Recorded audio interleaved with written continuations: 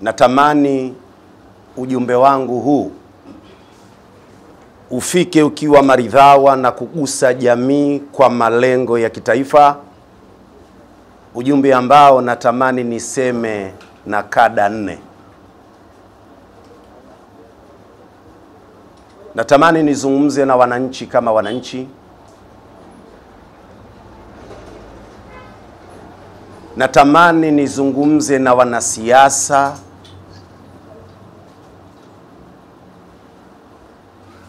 Natamani nizungumze na serikali. Lakini ifike mahala tuzungumze na viongozi wa dini. Yapo ya kuwahusu wananchi kwa nafasi zao kama wananchi wa taifa hili. Yapo yale ambayo tuzungumze nayo yanayohusu serikali. Yapo yale ambayo yanawahusu wanasiasa. Lakini pia sisi viongozi wa dini. Na hii ni kutokana na kile kilichotokea ndani ya siku 2 kama sio 3 katika ardhi ya Tanzania. Tarehe 29 na siku 2 za mbele, tukiwa katikati ya harakati na michakato ya uchaguzi. Hali katika taifa letu ilibadilika ghafla.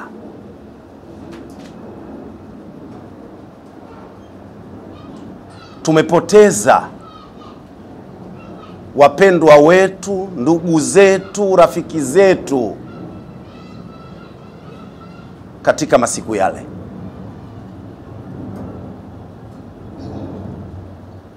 Lakini pia tumepoteza afya za baadhi ya ndugu zetu na rafiki zetu. Wengine hawakufa, lakini wamepata matatizo ambayo yawezekana itawachukua muda kurudi katika hali iliyokuwa njema, na bali yawezekana wengine wakapata vilema vya kudumu. Siku zilikuwa ngumu za kukumbukwa kihistoria katika taifa la Tanzania. Tuna kila sababu kama Watanzania, kwanza kabla ya kusema chochote, tupeane pole kila mmoja kwa nafasi yake. Sisi kama viongozi wa dini tunasema sheria ya dini imekuja kulenga maeneo makuu 5. Sheria za dini kwa upande wetu kama Waislamu: kwanza, hifdhu dini min daruriyati al-islami.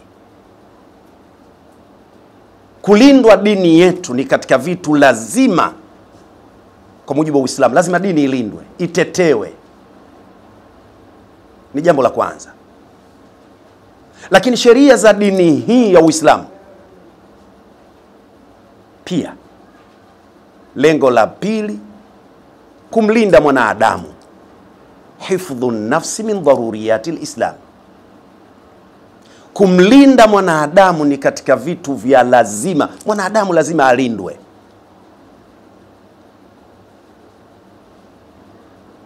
Lakini tatu, hifdhu al-mali min daruriyati al-islam. Unapoilinda dini, ukamlinda na kumchunga mwanadamu anayekwenda kwenye dini, basi tatu, ilindwe mali yake. Kwa hiyo kulindwa, kutetewa, kuhifadhiwa mali ni katika vitu vya lazima katika Uislamu.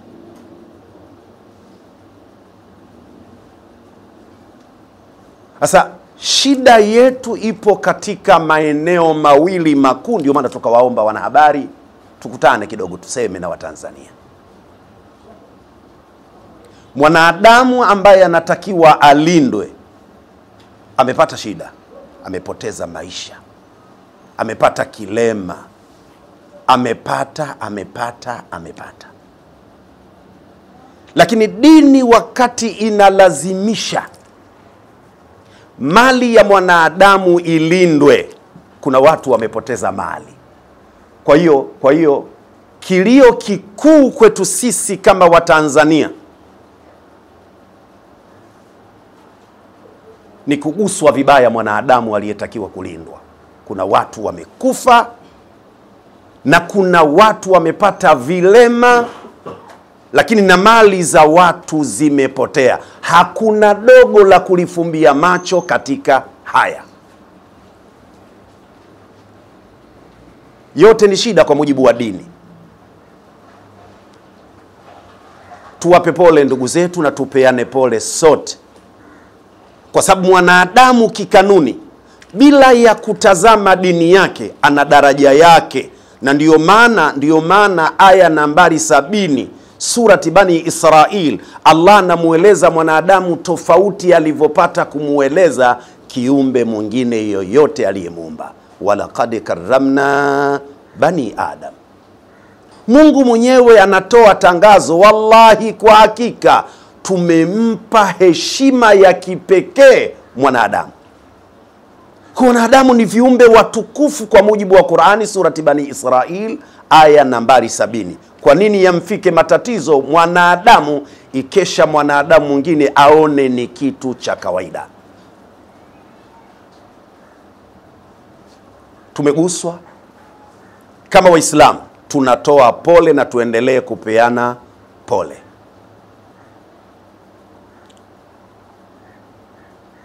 Si jambo la kunyamaza na kufa ndani ya siku 5 siku 6.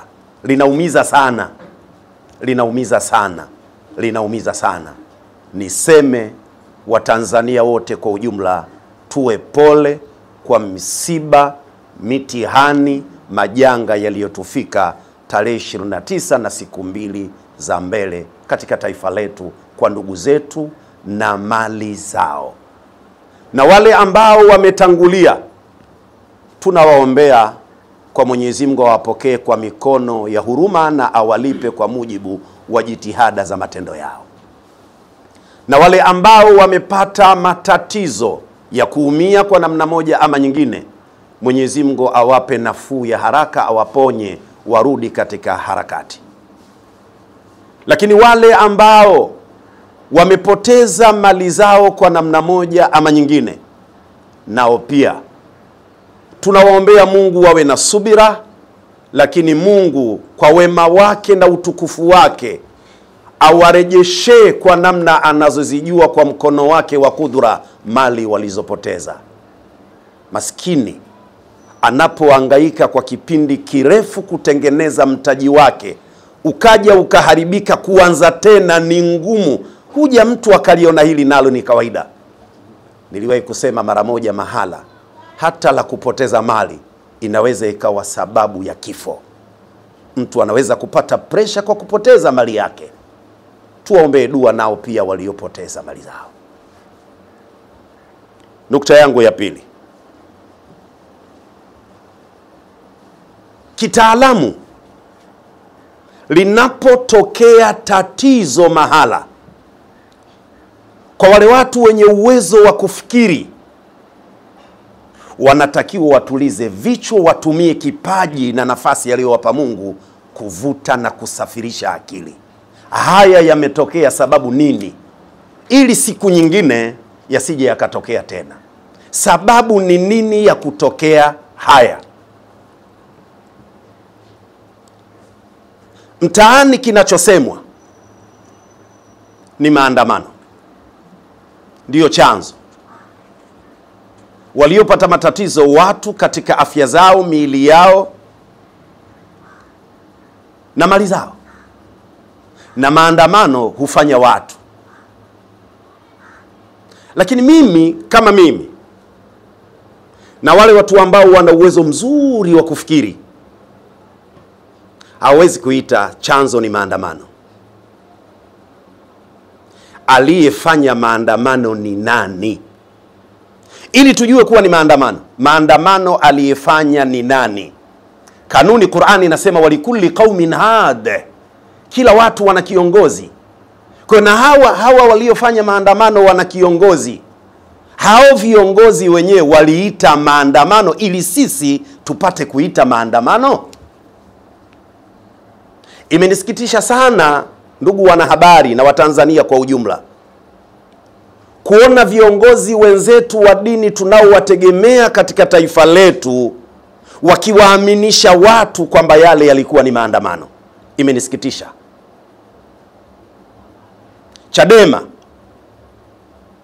chini ya mwenyekiti wake tulisikia na klipu zimesambaa nukta mama tatu alizisema kwenye hotuba yake, akiwaambia viongozi na wanachama wa Chadema wanaofikiria nafasi za uongozi mara baada ya uchaguzi wasahau. Alisema kwa maana wanakwenda kukinukisha. Moja. Pili, alisema tunakwenda kufanya uasi. Tatu, alisema tunakwenda kuvuruga uchaguzi. Matatu haya kwa mtu anayependa taifa lake huwezi kuita kulikuwa kuna maandamano. Wanakwenda kukinukisha, wanakwenda kufanya uasi, wanakwenda kuvuruga uchaguzi. Maandamano yanatoka wapi? Maandamano ni haki ya kikatiba. Na bahati nzuri ndugu wanahabari, jana mbichi,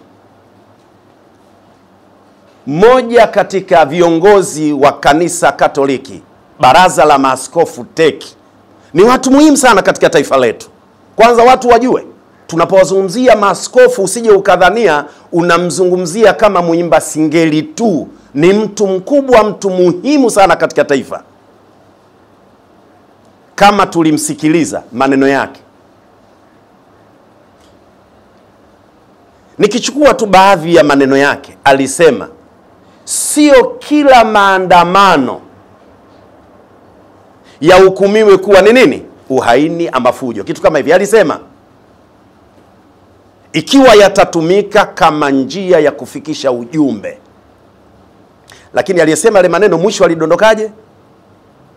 Bora yawe ya amani. Hapa ndio sehemu muhimu sana. Baba Askofu alisema bora yawe ya amani.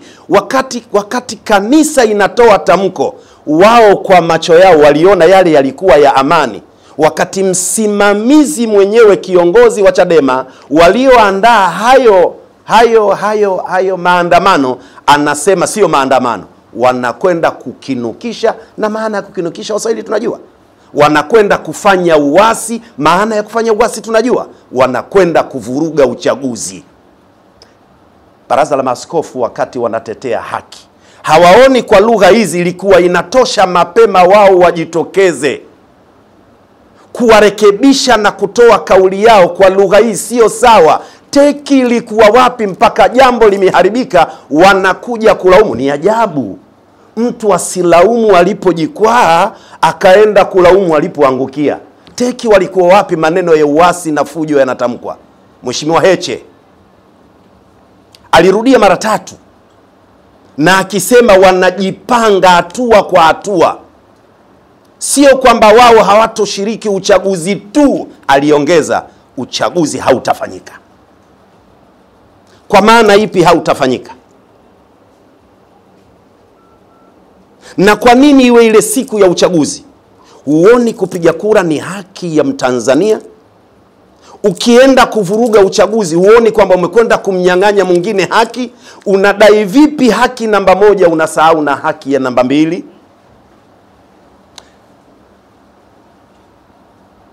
Linafikirisha. Unatamani uulize swali, au baraza la maaskofu linahusika? Unatamani uulize swali, na inawezekana sivyo, lakini mapito wanayopita baraza la maaskofu inatutia mashaka. Sehemu ya kwanza, natamani kuwazindua wananchi natamani kuwazindua wananchi kwamba hayakuwa maandamano kwa mujibu wa waasisi wa maandamano hayo ambayo sisi twaita maandamano, lakini wenyewe walisema wanakwenda kukinukisha. Bahati nzuri Mheshimiwa Lissu, Tanzania mwenzetu, bila shaka anaijua sheria yanapokuwa maandamano ili yawe halali yaweje. Akijua hili, kwa nini atumie lugha wanakwenda kukinukisha, wanakwenda kuvuruga uchaguzi? Kwa nini watumie lugha hizi? Tunatamani kuliomba baraza la maaskofu lisimame katika nafasi yao ya kushirikiana na serikali, kwa sababu raia wanaokwenda barabarani sehemu ni raia wa kwao, sababu ni waumini kanisani, wanapata maelekezo kanisani, wanapata maelekezo msikitini. Kwa hiyo viongozi wa dini zote lazima wasimame kwenye nafasi yao. Lile linaloashiria amani waliunge mkono, na lile ambalo haliashiria amani walipinge na kuwaelekeza watu wao. Ndugu wanahabari, hebu vuteni kumbukumbu kidogo. Waislamu wamepigwa msikitini Kilwa. Kama lengo ni kulia baraza la maaskofu kwa damu za watu waliokufa, walikufa Waislamu Kilwa, baraza la maaskofu walitoa tamko? Au wale si watu? Mwembe Chai wamekufa watu na kujeruhiwa, baraza la maaskofu lilikuwa wapi? Au wale si watu? Hata ndugu yetu Sheikh Issa Ponda kapigwa risasi, teki ilitoa tamko? Au yule si mtu? Hebu tugeuze tupate maana. Hivi lengo ni watu ama Wakristo na watu waliokuwa katika mlengo wao? Kilio hiki cha watu, kama kilio cha watu, wamekufa wangapi? Tunayaona matamko ya vifo pale tu yanapohusu watu wa mlengo wao. Hebu tuweni wa kweli kwa thamani na umuhimu tuliokuwa nao viongozi wa dini wa Kiislamu, viongozi wa dini wa Kikristo. Hebu tuweni kwanza sisi wenye kusimama kwenye haki. Kama Waislamu, ndugu wanahabari, mnakumbuka tulikuwa tunapiga kelele sana kuhusu amani. Hakuna shekhe aliyoyaangalia maandamano, na wala tusisemwe vibaya, sisi hatukuangalia maandamano. Sisi tulitazama lugha za hao wanaotaka kufanya maandamano, hazikuwa lugha salama. Lugha zile haziashirii maandamano, na ndio maana tulikuwa tunapiga kelele ya amani. Laiti lugha za maandamano zingekuwa zinaashiria maandamano, ilikuwa hakuna tatizo, kwa sababu ni haki ya kikatiba. Kwa nini mashekhe walisimama mbele? Ni kwa sababu lugha zilizokuwa zinatolewa hazikuwa zinaashiria maandamano. Narudia kuwaomba viongozi wa dini, hebu turudi nyuma. Hata kama sisi tunahusika katika harakati, lakini tuzingatie harakati zenye maslahi na taifa letu. Inasikitisha kuona baraza la maaskofu wanatoa tamko ama tafakuri, lakini tafakuri yao inazungumzia vifo tu, haizungumzii kuharibika kwa miundombinu ya taifa, haizungumzii kuharibiwa na mali za wananchi. Ina maana baraza la maaskofu hawajui kwamba mtu kupoteza mali anaweza kufa kwa presha ama wanajua wale ambao mali zao zilipotezwa wana hali gani sasa? Wanasema hili si jambo, tunaangalia kifo moja kwa moja imeua serikali. Hawaangalii hao waliowaita maandamano wamekwenda kufanya nini. Muda wetu ni mdogo sana ndugu wanahabari, lakini na kijiji cha maneno.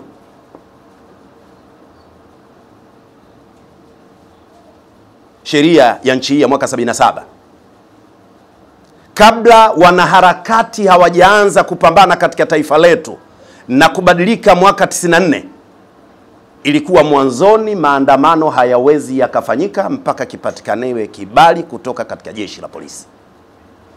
Wanaharakati Tanzania walilalamika na kesi ikapelekwa mahakamani. Wanaharakati walishinda kwa sababu ni jambo la haki ya kikatiba. Suala la kutaka kibali likaondolewa, lakini ni lazima upeleke taarifa katika jeshi la polisi. Kwa sababu maandamano yoyote lazima jeshi la polisi lisimamie kuhakikisha mlichokisema ni maandamano ya amani wanakiona. Tuliruhusiwa bila ya kibali, lakini lazima upeleke taarifa na jeshi la polisi ijue maandamano yenu yanaanzia wapi, yanagota wapi, yanalenga nini, kwa mabango na alama, kama nyinyi ni waandamaji.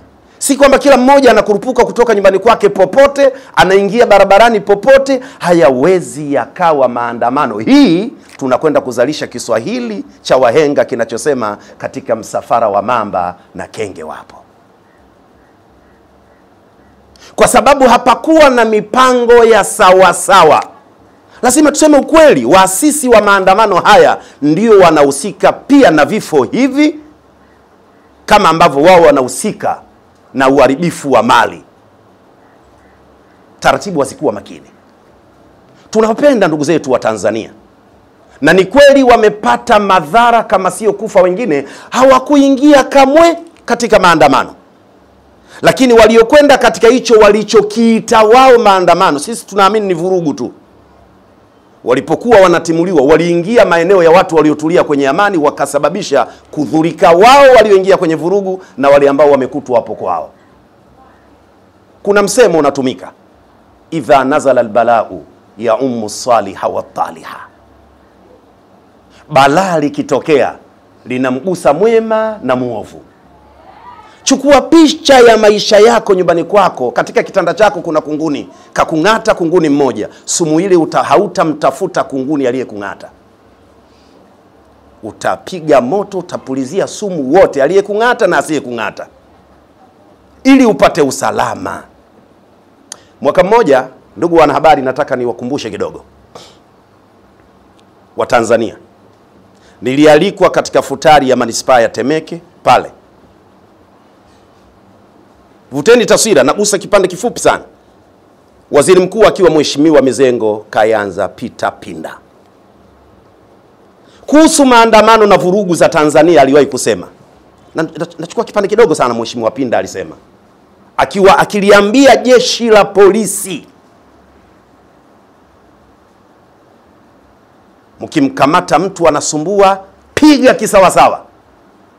Maneno alisema waziri mkuu. Alikuwa nani? Hakuwa Muislamu. Teki walikuwa wapi? Kwa nini wasiseme lile neno? Kwa sababu alisema si Muislamu, Kristo. Waliona sawa. Mimi nilisema katika futari ile, kwa Mheshimiwa Mizengo Kayanza Peter Pinda, askari wa jeshi la polisi, kabla hawajaambiwa piga, shughuli yao kupiga. Leo nawaambia piga, tutakufa. Niliwakiwa sana mimi. Nataka niwaambie wanahabari, mimi nishawahi kuvunjwa mkono na askari polisi. Nishawahi kuvunjwa mkono kwa sababu ya kumwambia kakamata gari. Wanayemjua, kuna mtu mmoja anaitwa Thumani Jumane Nyamlani, ni makamu wa rais wa chama cha mpira. Tulikwenda kuzika mtoto wa mzee Abdallah Kipukuso marehemu. Mnamjua, aliwahi kuwa mwenyekiti wa Simba, kwa mwenyekiti wa Sigara. Ana madrasa yake hapa inaitwa Nurania siju nini hapa Mikoroshini. Tulikwenda kuzika Mkuranga, mwanawe mzee Abdallah Kipukuswa. Askari akaikamata ile gari, anaendesha. Wakati ule ni hakimu, akiwa ni hakimu Fawidhi kama sikosei, Mheshimiwa Nyamlani.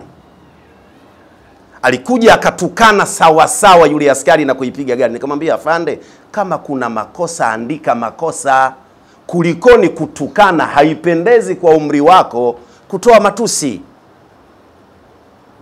Alisema, yanakuhusu kuingilia, mimi naongea na dereva. Wakanivuta, walivunja mkono.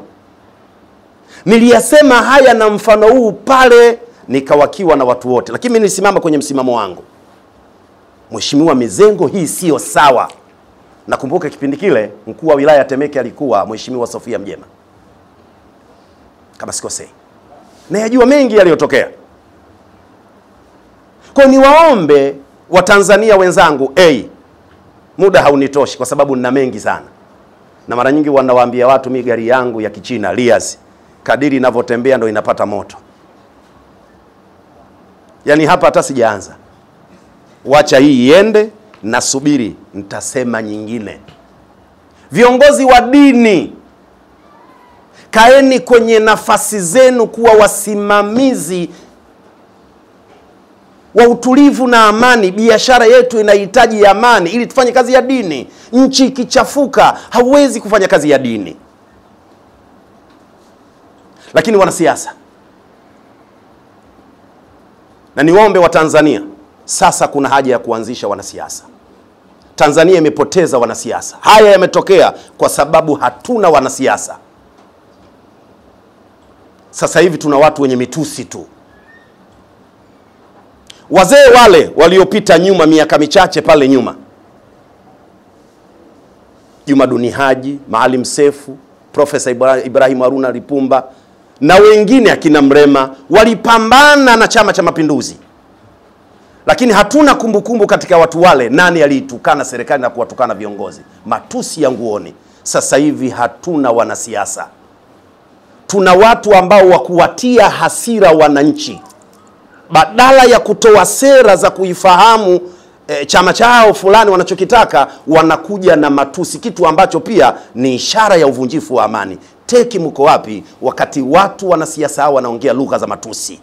Badala ya kunadi siasa wanatoa matusi. Teki mlikuwa wapi? Hamkujua hiki ni chanzo cha kwenda kwenye uvunjifu wa amani?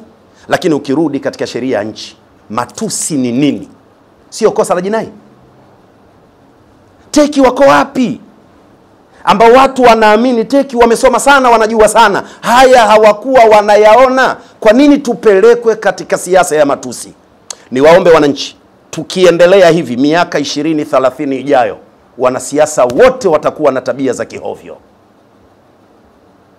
Turudi katika msingi wa siasa. Mwanasiasa akae katika misingi ya kunadi sera, na imani haya hayatotokea. Mwisho, kukosea mwanadamu ni tabia yake. Ningewaomba waliokosea wasione tabu kuomba radhi. Na wale waliokosea tusiwalaani. Hata dada yetu Mange Kimambi, tusimlaani. Inawezekana anachokifanya anakijua au anachokifanya hakijui. Kwa sababu yeye na watoto wake wote wapo Ulaya. Kwa anapotusukuma sisi kuingia tukapambane na serikali, tunakwenda kuumia sisi na vizazi vyetu. Yeye kanusurika. Kuna haja ya kumsaidia, kumuelimisha, ajue kosa lake. Tusimtukane Mange Kimambi na wenzake. Tusiwashambulie, wafahamishwe. Hata kama wanadai baadhi ya watu kwamba ule ni mradi. Ule ni mradi. Watu wanafanya haya, yakitokea pesa zinapatikana. Lakini tutumie lugha za kuwafahamisha watu badala ya kuwatukana na kuwalaani. Sio. Lakini pili, katika hitimisho langu, niombe serikali basi. Kiswahili kile kile kinachosemwa na wahenga, mtoto akikunyia kiganjani huwezi kukata. Serikali itafute namna ya kulitengeneza hili. Naamini kwa serikali yetu haiwezi kushindwa kulimaliza hili kwa njia mbali zilizo bora. Lakini tatu, katika hitimisho langu, niliombe baraza la maaskofu, viongozi wetu wa dini, muhimu sana, badala ya hizi tamko wanazozitoa zinazoashiria kuongeza hasira na uchochezi, ningewaomba watumie busara katika kulijenga taifa. Tunawategemea sana baraza la maaskofu katika taifa letu. Lakini tamko wanazozileta na tafakuri zake hazisaidii taifa, zinakwenda kuongeza hasira. Kwa nafasi yenu kuwa ni viongozi wa dini, baraza la maaskofu, na kuombeni sana kama kiongozi mwenzenu wa dini wa upande wa Kiislamu, busara zitumike, lugha. Naamini muna uwezo wa kuongea na serikali na kuongea na wananchi, tukamaliza vizuri. Lakini njia mnazokwenda nazo hizo, mbona kama mnataka kuifanya Tanzania iwe Vatikani? Njia mnazotumia, mnataka kulazimisha Tanzania iwe Vatican. Haiwezekani, sio njia salama. Na waombeni baraza la maaskofu, na waombeni, haiwezekani. Sisi kama Waislamu tunajua, tumeomba mahakama ya kadhi yenye nguvu, hatukupewa. Hatukuwaambia wananchi twendeni barabarani. Hatukuwaambia wananchi twendeni barabarani. Tumeomba nchi yetu iingie katika OIC, tumenyimwa. Hatukusema twendeni barabarani. Zipo njia za kudai haki, sio za kuwatia hasira wananchi. Na kuombeni baraza la maaskofu, tusaidieni katika kulijenga taifa, badala ya kuchochea na kuwatia hasira wananchi, wanakwenda kupotea. Narudia, sio maandamano. Maandamano, viongozi wanaosimamia maandamano wanaonekana katika zile vurugu. Nani katika Chadema alikuwa mbele? Kiongozi gani mkuu wa Chadema alikuwa mbele? Tuite maandamano, nani alikuwa mbele? Ni vurugu. Wote hawakuwepo. Tuombe salama katika taifa letu, tuombe amani katika taifa letu, tuombe upendo katika taifa letu. Viongozi wa dini wawe salama, raia wawe salama, wananchi wawe salama, ili taifa letu liendelee kuwa mfano wa kuigwa. Natangaza kwa kusema kwamba hii ni namba 1. Nitawaita tena. Hapa nimesafisha njia. Nitawaita tena lini? Nasubiri, wacha iende. Mungu ibariki Tanzania. Mungu wabariki wa Tanzania. Mungu lete amani na salama katika taifa letu. Hadha wabillahi tawfiqi, wassalamu alaikum warahmatullahi wabarakatuh.